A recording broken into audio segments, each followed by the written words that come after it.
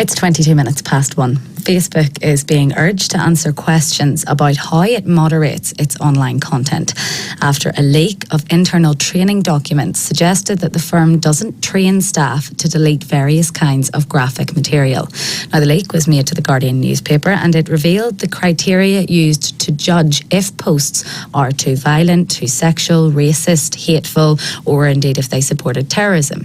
Facebook insists that the safety of its users is a top priority. Professor Kevin Curran is an expert in cybersecurity. I asked him if he was surprised by the content of this leak. Some of it, on the face of it, is quite shocking. The fact that you can allow that they claim that they'll allow videos of violent deaths. They'll mark them just as disturbing, but they do not have to be deleted. Also, I was very surprised to see that photos of animal abuse can be shared. Again, with only extremely unsettling imagery to be marked as disturbing. I mean, things like that would really jar anyone who looks at this. So a lot of things which are acceptable seems to be quite strange to people who would think, no, that surely should be removed from Facebook. Yeah, they seem like red flags, really.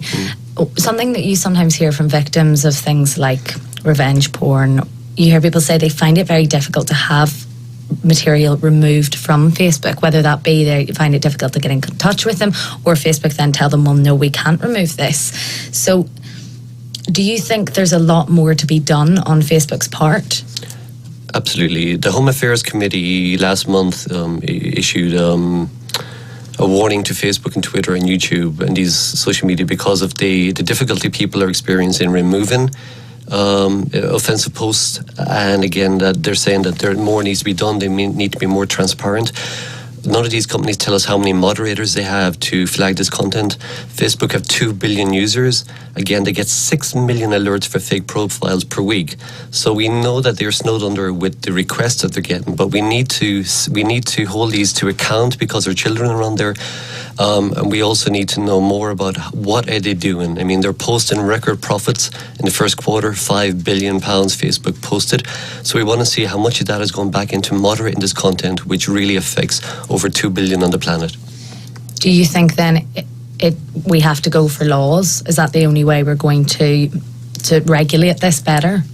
Absolutely. Up until now, we're seeing that it's a bit of a Wild West, that, the public are not happy, that this company has so much power. We've never been here before, but we really have to bring in some legislation to, because a lot of this really should be open for debate.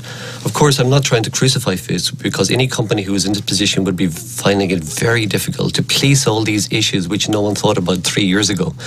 So again, now that this has been leaked, which I welcome, at least we can have some input into debate, and we can also impose what we believe is a threshold for what's disturbing and what should be removed and what should be non-negotiable. And as you say, it's not just Facebook. It just happens to be that that's the leak that we have today. It's about transparency, really. Yeah, absolutely. We need to know exactly how many people they have. We want to see these rule books. We want to have input into them, just not from Facebook. We want to be able to decide as well on why is that image of a dog being kicked okay. And if it turns out that it is okay because it might stop further cruelty to dogs, that's okay. But at least have, in that case, let's have the RSPCA involved. Let's have the people who understand how society works at a larger level than just a few geeks in Facebook. Professor Kevin Curran there, an expert in cybersecurity at Ulster University.